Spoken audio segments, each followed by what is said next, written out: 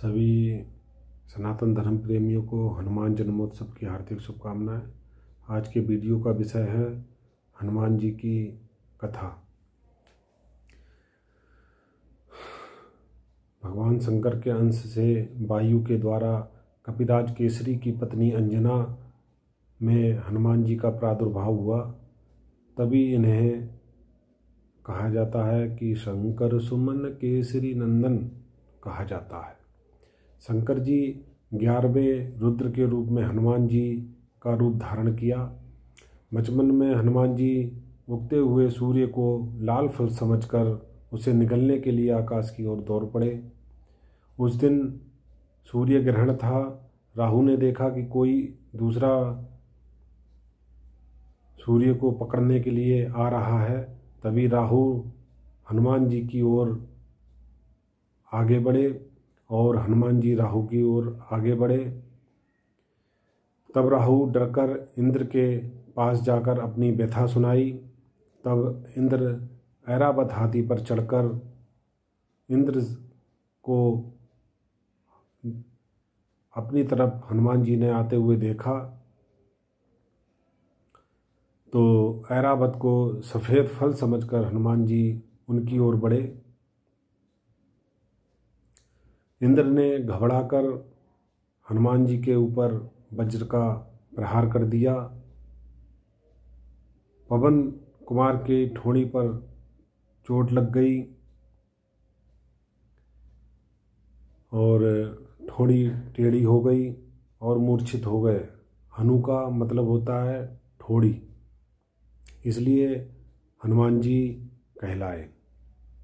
पुत्र को मूर्छित हुआ देखकर वायु देव ने अपनी गति बंद कर दी। श्वास रुकने से सभी देवता व्याकुल हो गए। अंत में सभी देवताओं ने हनुमान जी को अमृत प्रदान किया। सभी देवताओं ने अनेकानेक वरदान दिए कि अग्नि जल वायु आदि से अभय होने का वरदान दिया। वायुदेव को संतुष्ट किया। हनुमान जी ने अपना गुरु सूर्य नारायण को बनाकर सभी विद्याएं अल्प समय में ही ग्रहण कर लीं। जाति से वानर के स्वभाव के कारण ऋषियों की पूजा में हनुमान जी विघ्न डाल देते थे।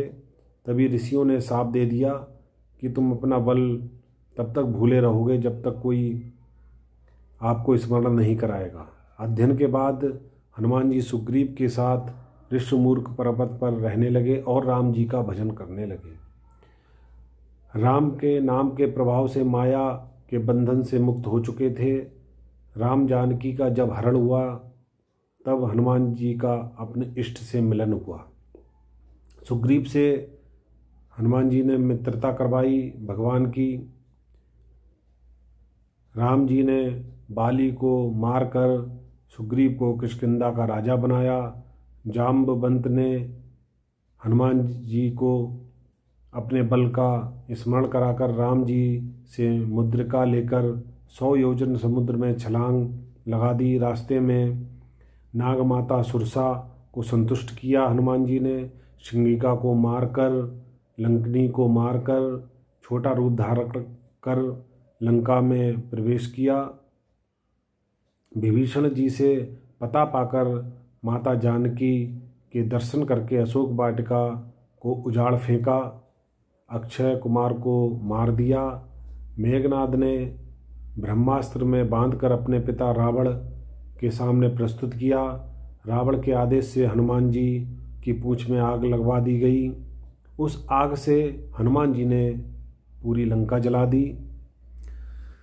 जानकी जी से चूड़ामणि लेकर हनुमान जी पुनः प्रभु के चरणों में आ गए। बाद में भयंकर युद्ध हुआ। युद्ध में लक्ष्मण जी मूर्छित हुए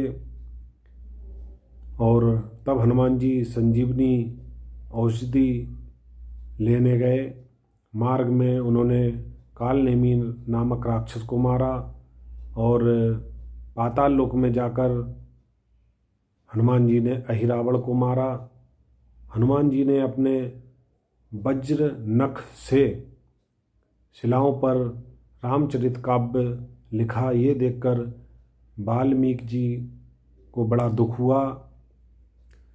और जब हनुमान जी ने देखा कि वाल्मीकि जी बहुत दुखी हैं मेरे काव्य से और उनका काव्य निरर्थक हो जाएगा, तो वाल्मीकि जी को प्रसन्न करने के लिए हनुमान जी ने अपने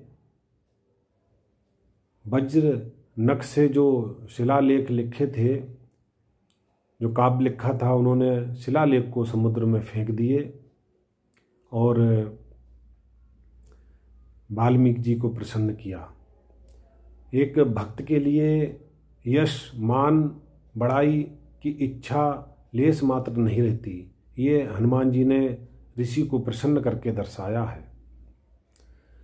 कहते हैं जहाँ पर राम कथा होती है, कीर्तन राम जी का होता है, हनुमान जी उस कीर्तन राम कथा के अनन्य भक्त प्रेमी हैं। जहाँ भी ये सभी होते हैं वहाँ पर हनुमान जी स्वयं पहुँच जाते हैं और हाथ जोड़कर कथा का श्रवण करते हैं, कीर्तन का श्रवण करते हैं।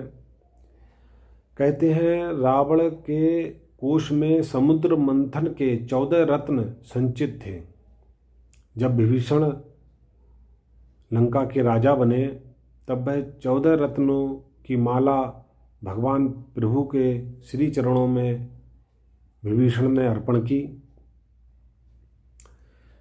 उस माला के लिए सभी जन लालायित थे कि मुझे मिल जाए, पर श्री राम जी ने वो माला हनुमान जी के गले में डाल दी और उस माला से सुशोभित किया हनुमान जी को। हनुमान जी ने उस माला के मोतियों को एक एक तोड़कर हाथ से चबाकर फेंकने लगे। तभी विभीषण जी बोले कि हे हनुमान जी महाराज, ये आप क्या कर रहे हैं, ये दिव्य माला है।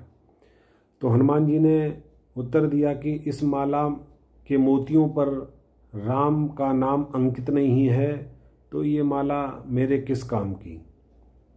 तब विभीषण जी ने प्रश्न किया कि आपके शरीर पर राम का नाम अंकित नहीं है, कहीं भी अंकित नहीं है।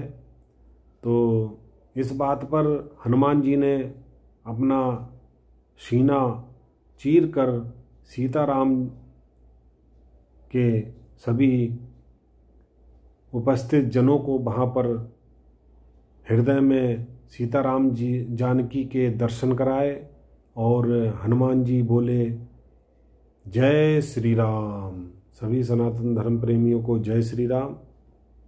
और ये थी हनुमान जी की कथा। और सभी सनातन धर्म प्रेमियों से अनुरोध है कि हमारे चैनल को अधिक से अधिक सब्सक्राइब करें, बेल आइकन का बटन दबाकर हमें नई वीडियो बनाने के लिए अनुग्रहित करें। पुनः हनुमान जन्मोत्सव की सभी को हार्दिक शुभकामनाएं। जय श्री राम।